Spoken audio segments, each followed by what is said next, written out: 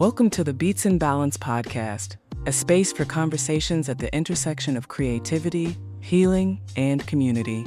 Each week, we sit down with artists, healers, and everyday people to explore stories of transformation, resilience, and the ways we use creativity to survive and thrive. All right, welcome, y'all. So on this episode of Beats and Balance podcast, I'm joined by Lyssa Bastet, a queer mother, poet, spiritualist, and community member whose voice carries the weight of lived experience, deep healing, and sacred power. Lyssa uses her journey through homelessness, mental illness, and systematic injustice to hold space for others through spoken word, tarot, ancestral work, and organizing. Her life and art are a testament to vulnerability and strength and survival as sacred practice. In this conversation, we'll talk about her upbringing in Atlantic City, her path to stable housing in Seattle, and what it means to speak out against mistreatment while navigating social service systems. We also explore what it's like to be a parent as a disabled mother and how ancestral veneration and hoodoo root her spiritual and emotional resilience. This episode is a call to remember our ancestors, reclaim our power, and build worlds where our full selves can exist. And that episode is going to focus on survival, spirituality, and self-expression, as well as navigating systems as a disabled mother and a community member, building power through storytelling and spiritual practice. All right, Lyssa, thank you so much for joining us today. That was amazing. Yeah. I love all of that. Well, that was you, so thank you. You're amazing. Thank you for being here. That was your bio. I'm really happy to have you with us.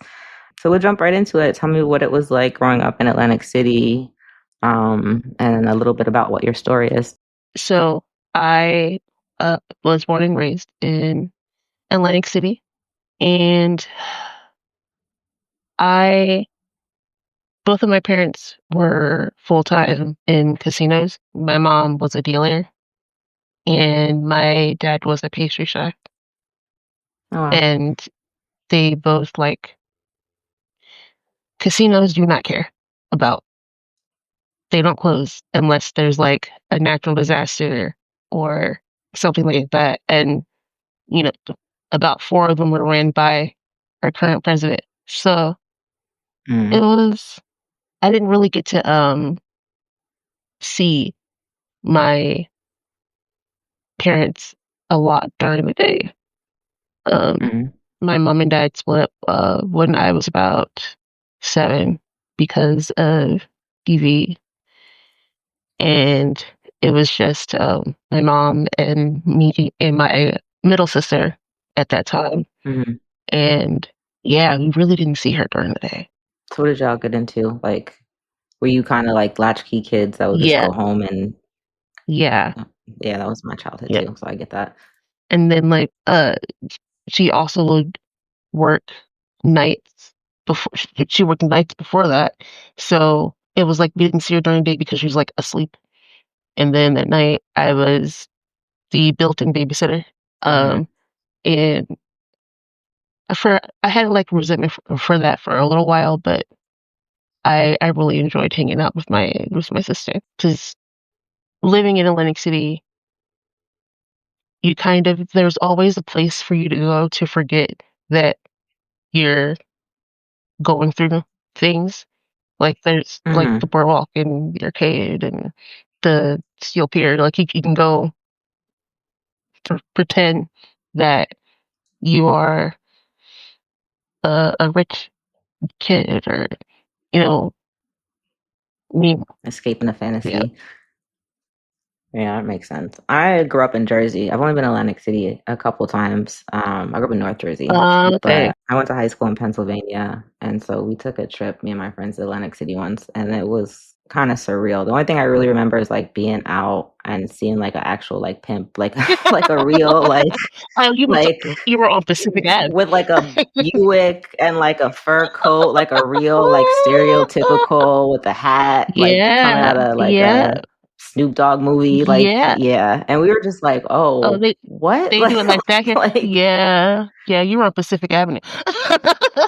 That image sticks with me to this day of being it was crazy. But Atlantic City is really real for people that don't know. It is a mix of kind of Coney Island and Las Vegas. It feels like an arcade mixed with Sin City, and just a bunch of pimps and hoes, and Yeah, so I can imagine growing up there as a child not being like as a high schooler, I was like, "Oh, this is wild." So I can't Oh, dude, imagine being like a little kid and then having parents working in the casino, so being like intimately seeing what that life yeah. is like. Oh, yeah. It was. Oh, and then like my my dad like kind of had his hand in like I saw some shit. Like my No, that's family, real. they messed with Atlantic City. They lived in Harlem for a little while. Like I Mm. hear these stories, I'm like, so where were where were we? Where were we were still? Where were the kids? How did y'all pull this off? Yeah, that's real. Yeah. Um, so how did that affect your adulthood? Like what your childhood and your upbringing, fast forward to like you're 18 or about to become an adult, what's going on in your life then? So I could not really deal with regular like I was like straight A's until like middle school, and then around middle school I was in and out of psych wards, Mm. and then I went away for a year and a half. So I was all over Jersey, and by the time I was 18, I felt like I had seen so much. Yeah. I am in a group home in Haddon Heights, New Jersey, Mm. and I was trying to go to college at Camden County College and Mm. get a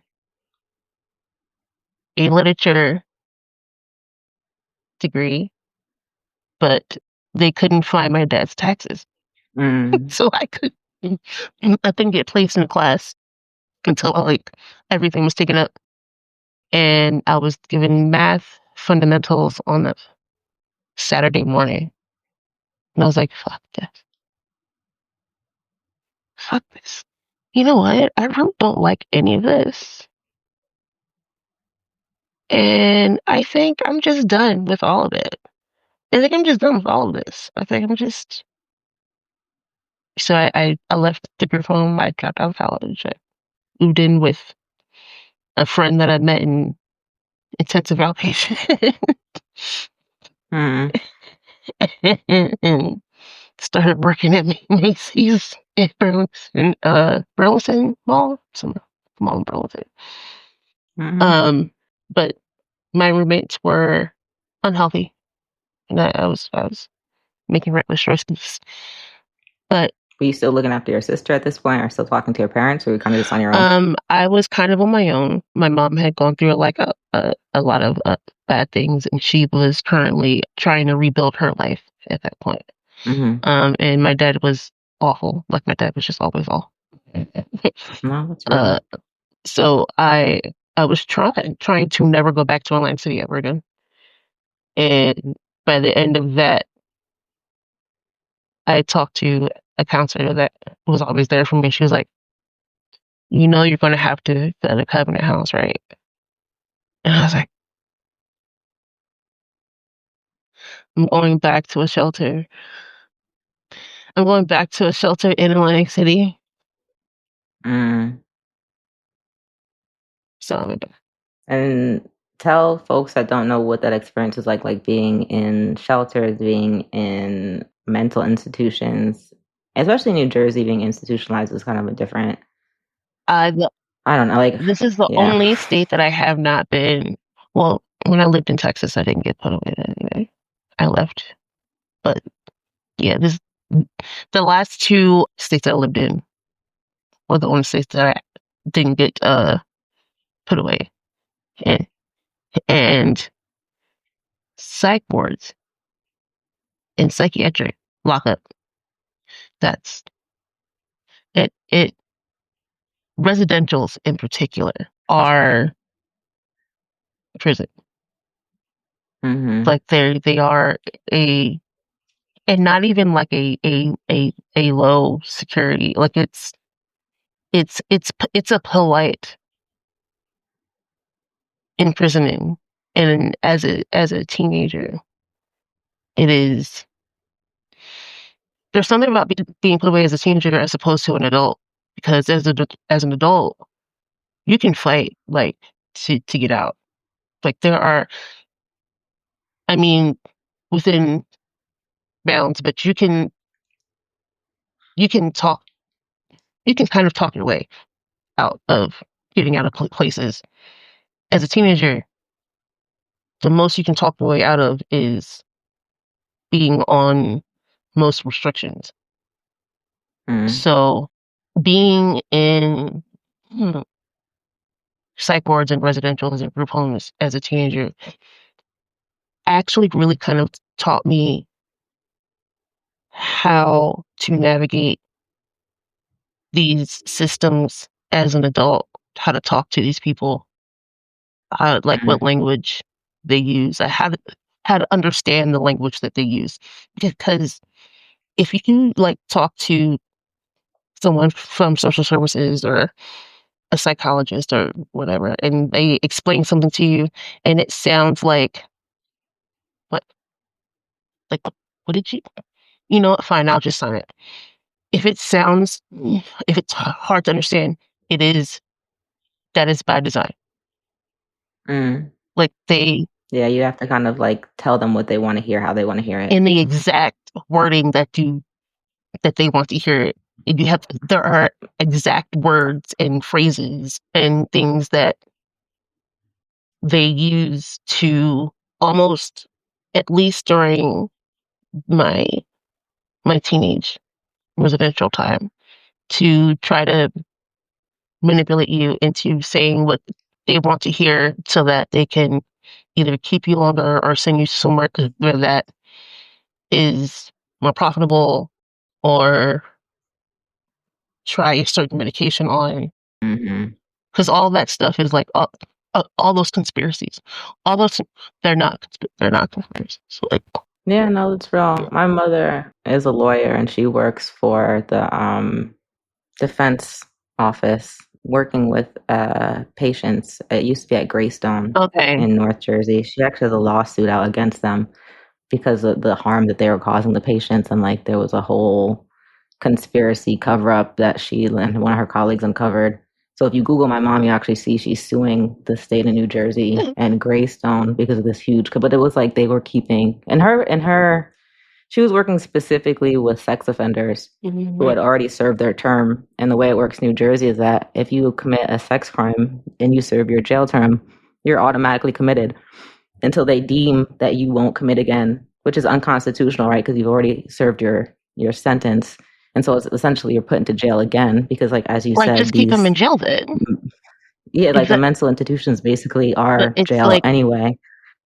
And so it's like a jail to mental institution pipeline. Yeah. And like she had clients that That's were elderly, wild. like That is 70, 80 years old, going blind, asking to be let out. And they would just be like, yeah, no. And it's like this person is physically incapable of offending again. They go on a registry, like they already have to be told. The neighbors already have. Yeah, it's a complex system too, because a lot of the people that, you know, she worked with were in there since they were kids. They were in there because they were abused. A lot of people that abuse have been abused. So instead of it being a system that is set up to help people, it really is a system that keeps them either locked up in jail or sent to these institutions, which replicate jail. And a lot of people don't realize that. They think rehabilitation center, and they think that you're in like LA rehab. And not. I was at Carrier Clinic in Belmead, and that shit is posh. Like it has a whole Belmead, New Jersey exists for Carrier Clinic. When the movie A Beautiful Mind, talking about Girl Interrupted. Which one? Oh, Blue for Mine. Yeah, the hospital that he was in, that was Carrier Clinic. Gotcha. And it's nice. It's beautiful. It's beautiful. But it's ran like the old, it's weird. Like they took all the old ways of treating people and just upgraded it with like the right words and technology and things like that. Like, they still practiced ECT. Like, they still like do like doors, like places where you had to be shut off by yourself and uh shit. Like, and Yeah, it's so even if the location is nicer in terms of aesthetics, it's still being run the same way, which is kind of barbaric. yeah. Yeah, yeah. There's not. I know it's hard because like the American health system in and of itself, like even just a regular hospital, is not necessarily set up for healing, right? And so then you No. take it a step further, and then you go into these institutions, and it's like, all right, what are you really accomplishing here? Sedating people all day Oh is God. not fixing anything, They had me on and the conditions people Orazine live in 4 times are a day. wild. Yeah, like stuff like that. And I was like Um, 15. Wild. Yeah, I've had friends. I've had friends in Jersey that have been committed. I was almost committed when I first came out. I had a psychiatrist who was West African, and I cut my hair off when I first came out, and she was about to commit me because she was homophobic. And thank God my mother was like, absolutely not. Like my Because mom they peeped and was like, have oh no, but she literally like that. and with that, Yeah, oh, that's because I shaved scary. my hair. That is so Yeah. So it's scary. like you could end up there. And then once you're in there, then it's And a that's wrap. it. You're on that medication. Yeah, And then that's it. that's it. The medication is at And they're that point what's smarter making you and more, and like not stable. the smarter and more able to communicate with them that you are, that the more that are like, so have they ever tried you on such and such?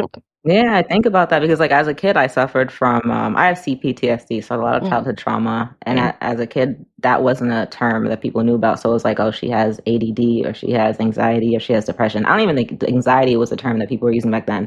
So they mm. were putting me on medications Oh that were no. making things worse. And this doctor was actually one of the people that she was putting me on all these like anti-psych medications that when I went to another doctor after her, they were like, wait, what? Like, why were you on Abilify or why were you on Wellbutrin? Like all of the, and it was literally like she was just handing out pills like they Oh were my candy and they were God. making me actually like, I was in college at the time. I remember one day in class, like I actually like lost my vision off of taking one of, like I was just sitting in class one day and I just couldn't see. Oh And my that's God, when I was that's like, so oh scary. no. That is And so so I ended up scary. going off.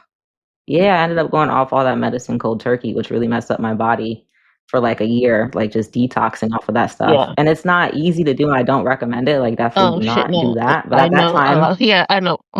Yeah. yeah, at that time in my life, like I was like facing homelessness. Me and my mom had stopped talking. I was out on my own. I didn't have health Mm, insurance. I didn't have access to a doctor. So I had to like kind of deal with things by myself. And yeah. luckily I had a partner who was like an Good. amazing partner. And we kind of got through things together. But if it wasn't one for my mother advocating for me being like, absolutely not, like my mom had consented to me being institutionalized, Mm, my whole life could be on a whole different, for just one person's decision could have sent me down a complete wild yeah. path. So this stuff is super serious. And then it's, these institutions, they really can alter the course of your entire life. And people don't realize the And effects that it has on folks. it's frustrating because Um, there is usefulness in like mental and like going somewhere where to heal your mind in spirit for a while. There is usefulness in some of these medications,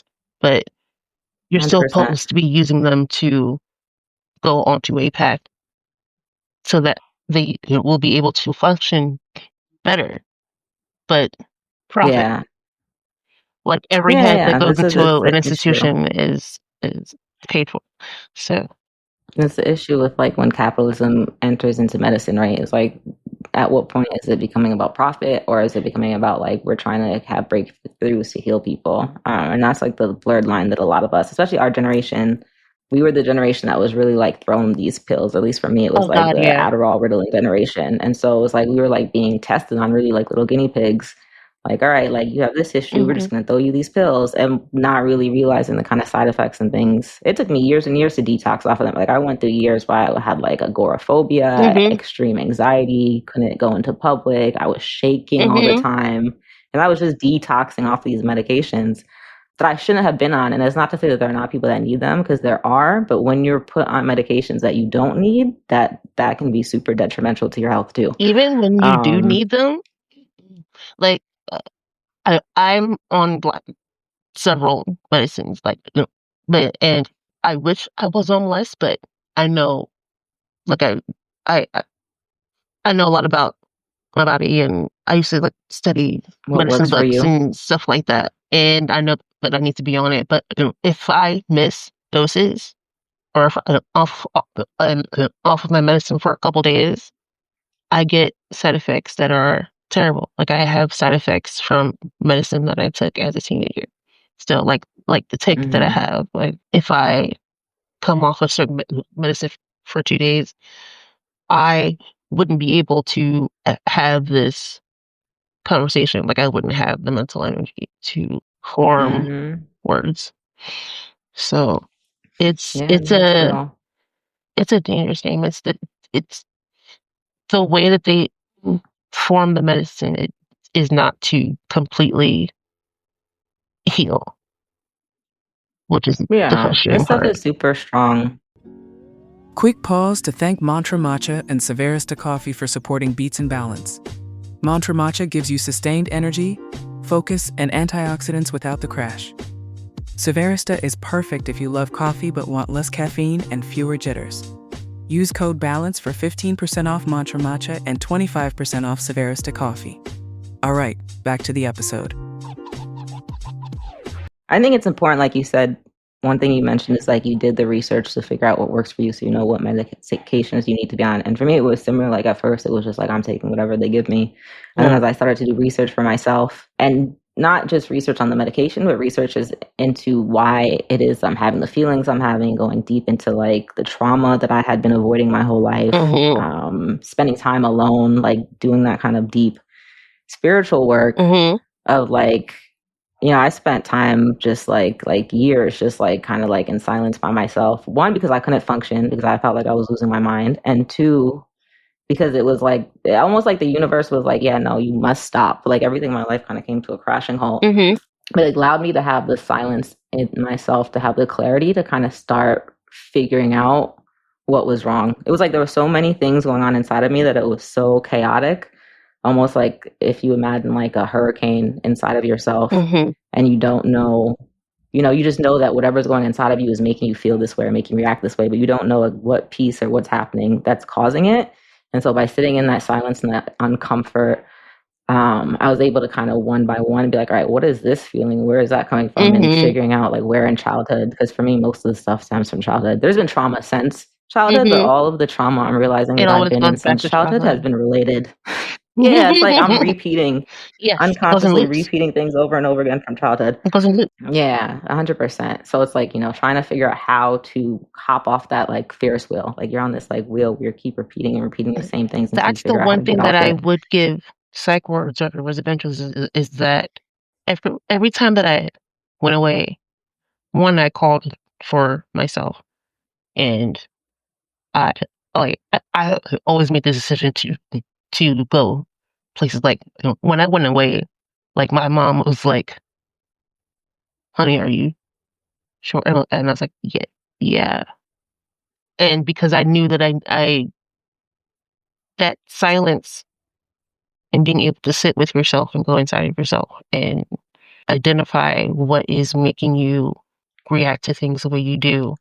And because I was so, I've always had a special interest in psychiatry and psychology and mental health and counseling. And so when we had therapy and things like that, I was all ears. I was in there. I was locked in. And the type of therapy we got in Carey Clinic was not really truly tailored for teenagers. And I ate that shit up. And I read all the books, and I talked to the doctors for hours because they like talking to me, and I'm talking, and I made friends with the people that were supposed to be trying to pick our brains, and I picked theirs. And having that, and then being able to sit with everything that I learned for hours, because there was nothing else to do but sit for hours by yourself.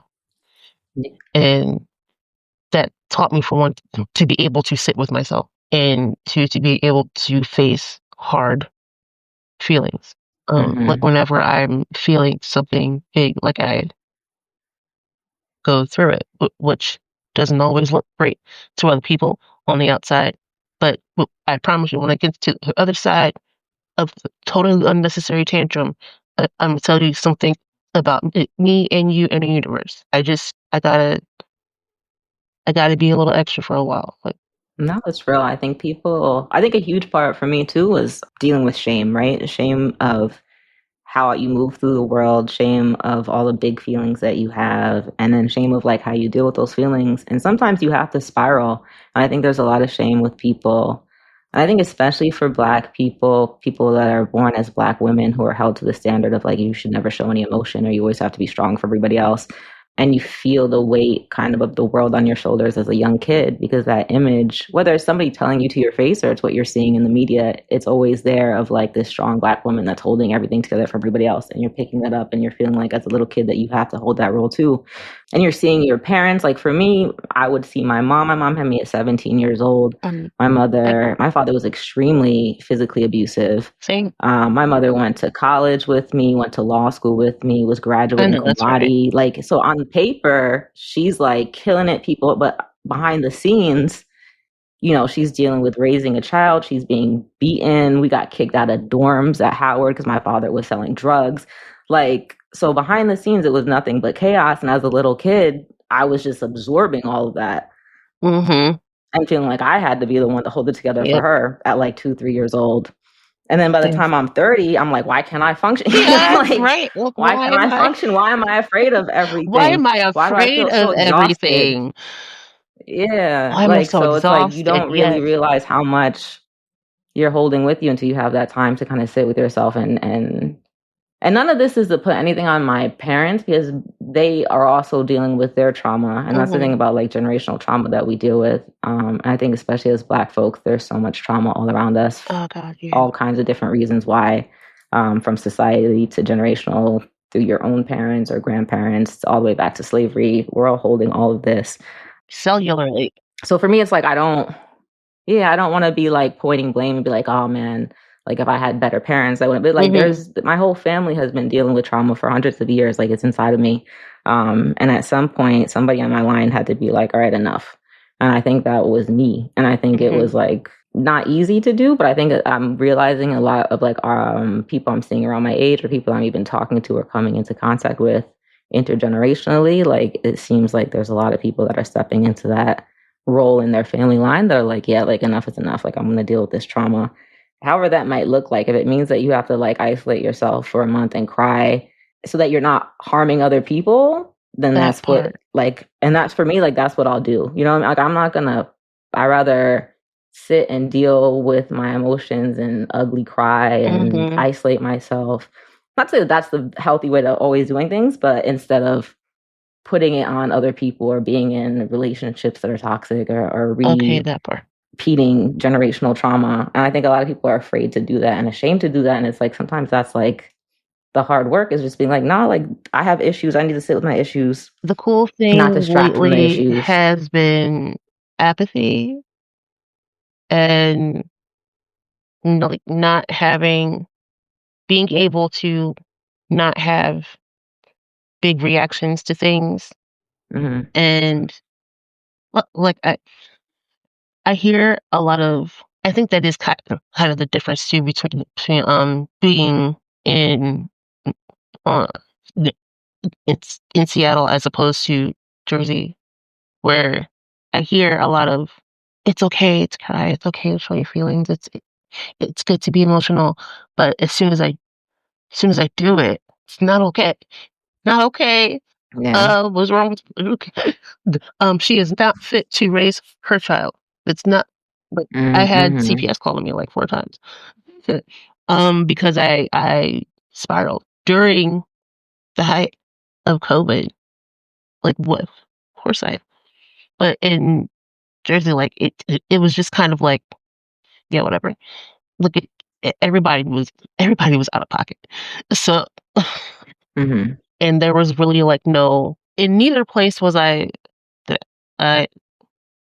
allowed to be like spiral softly or spiral sensitively. Like I always had to be if you crashed out angrily and fought somebody or caused some problems, and that was more acceptable than falling into a puddle and just crying and being unfunctional for a while. But you have to literally carve that space out for yourself. I feel like as a Black woman, like I literally had to like make. Do you feel like it's like they want you to fall into being stereotypical, and that's more acceptable than just having like a normal emotional reaction to being overwhelmed? Yes. And so if you're not fitting into that stereotype, then even if it's not something that's violent, it's deemed to be more dangerous because it's not their idea of who you should be.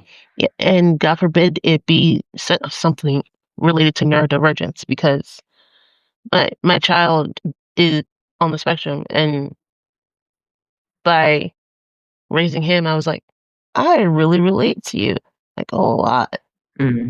So I finally was diagnosed with ADHD when I was like 35. Yeah, that's real. And now I'm like, the overwhelm and the crash outs and the sensory things and stuff like I feel like I probably was having meltdowns in those times, and that's not allowed either, as I'm learning as a Black woman and as a mother. You're not allowed to crash out. But yeah, it's difficult. I think it leads to a lot of Black women repressing their feelings, and then you end up getting like diseases and autoimmune issues. I can share with you, like my late wife, for example, she just passed from cancer. I'm sorry to hear that. Yeah, she was a highly successful professor, lit professor. She also used to be an addict in her younger years, a lot of childhood trauma. She was institutionalized and then out of rehab, addicted to heroin and all types of things. And she completely changed her life. She got sober at 25. That's amazing. And then got her PhD, dedicated her life. After, being in the psych ward was what did it. The story that she shared with me is like she found herself in the psych ward and she was just like, oh no. Like it was like a wake up call, and it was like cold turkey from then on. Like she stopped doing all the drugs and she was like, no. That's real. And if you can Google her, and she became an extremely successful professor. But she also, I think, for a lot of her life, felt like she had to hide all of her struggles and put on this mask of perfection. And so a lot of people like that are hearing this podcast have no idea about that. They'll be learning this for the very first time right now. Like she did not openly talk about it with a lot of people. And when we met, I was like, that's the most powerful part of your story to me. I didn't know who she was in terms of academia when we met, but my uncle had just died from a heroin overdose. And so I shared that with her. Yeah, he had passed like, I want to say like 2 or 3 weeks before we met. And so I shared that with her, and that's when she shared with me, like, oh, I used to be addicted to heroin, and don't blame yourself. Like she was explaining to me what it was like to be an addict and like what that experience was like. And I'm looking at this Black woman that's like gone from being an addict to being a professor to traveling the world giving speeches, and I'm just like, damn, like the things that we can do are amazing, but also the things that she held when I really got to know her. And the things that she wasn't able to express, I 100% believe is why she got the cancer. And she expressed that too in the end, was like holding in and having to have this mask on of perfection all the time. It starts to eat away at your body. It does. And so this whole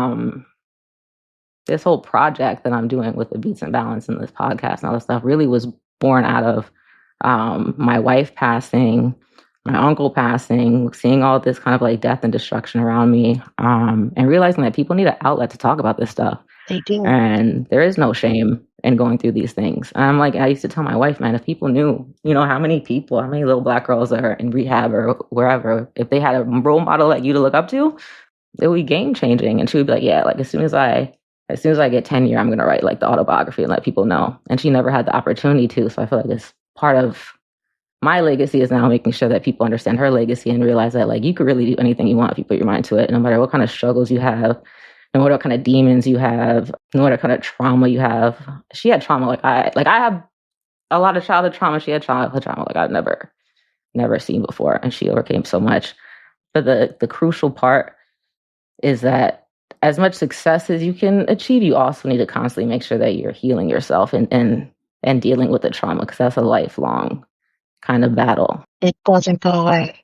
Yeah, so it's like you got to make sure that you're staying on top of that. And that's something I learned through being with her.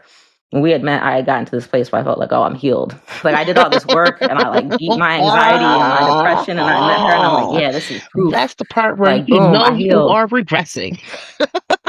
Yeah, and then That is the a beginning of month the into end. dating, she got the cancer diagnosis, and it was like, whoop, what are you gonna do now? Like, how are you, like, oh, are you gonna use all this stuff that you just learned to fight this and stay on top of your mental? So it was definitely like a reminder of like, this is a non-stop, lifelong journey. But I think it also was a testament to how much people can grow, how much people can change, how many beautiful things you can make happen with your life, no matter what you've been through, and how important it is to heal and take care of yourself, and not let pressures outside of you dictate who you're going to be and how you're going to live your life. So I think that's why when I saw your bio and I saw your story, I was like, okay, this is super powerful, and I thought it was really dope because it reminded me of my wife. I was going to say that after my like loss before I had my child, I me and my child's father were addicted to heroin for a good 5 months, and even through that, I was trying to find ways to not become like I would be Googling how to use heroin and not die, and things like that. And I didn't think that I was going to be around for much longer. And then there was like a day where I woke up and I was like, but what if? But what if? And I don't know I think that's for anyone else, but that has been what keeps me from actually not ending my life. All those times that I tried, and when I was a teenager, like all those times that I actually called the ambulance on myself, and but like I was thinking like, but what if? And I my child's father didn't feel the same, and I always think of like his story as like a man like fully being swallowed by this system, like because of like the losses, and like nobody ever really asked him like how he felt about losing babies and being homeless and all this. And when I left him, because I found out that I was pregnant, and I was like, I have to stop. Like I have to stop. I think he just kind of gave up, and I think it's why I'm so vocal whenever I'm struggling, or because I got like, I guess, noticed online because of like how open I am. Like, just I achieve things, but I don't hide the messy parts, because doing that harms people. Pretending that we're invincible has harmed us terribly.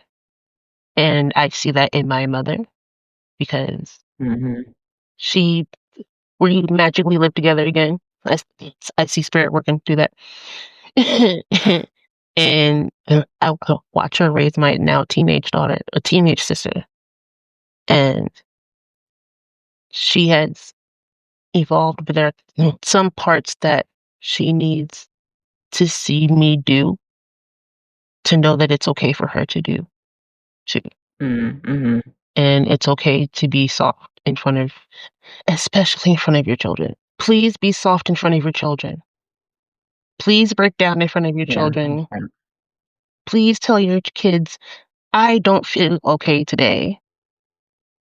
Like, or this didn't work out for me and I'm really, really mad about it. Like, please be emotionally honest to your kids, please. Because I feel that. thinking that we are invincible is killing us. And it's making I feel like that's also part of like why like a lot of Black men like grew up thinking that we can do everything because their mama did too. And I was like, well, your mama wasn't happy while she was doing it. She was just doing Yeah. that shit with a smile. Like, Yeah. so No, it's real. The things that are normalized that should not be. yeah, yeah, I had to say that. Yeah, no, I think it's all super important. It is real. I think one of the main things that I'm big about is showing vulnerability because exactly what you said is like if we're all just pretending that we're fine, then nobody is learning how to cope. And we're also just all lying to ourselves. I think we all have a much happier and easier existence if we were able to just see that like there's so many people that are going through the same thing. And we're all not that much different than we think that we are, but we kind of build these walls of protection that end up isolating us more than protecting us. So I'm happy that we had to have this conversation today. I think this is a step in the right direction for folks to just, have these kind of open conversations, talk about how they're coping, what they've been through. And, I think it was really positive. I really appreciate you coming on. Thank you for having Is there me. anything that you have coming up?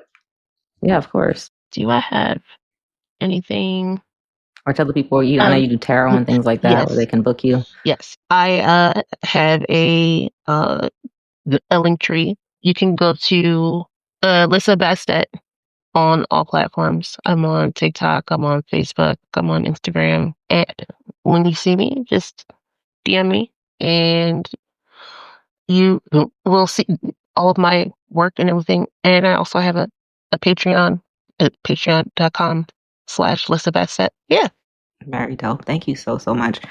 I really appreciate you being vulnerable and open and honest with us today.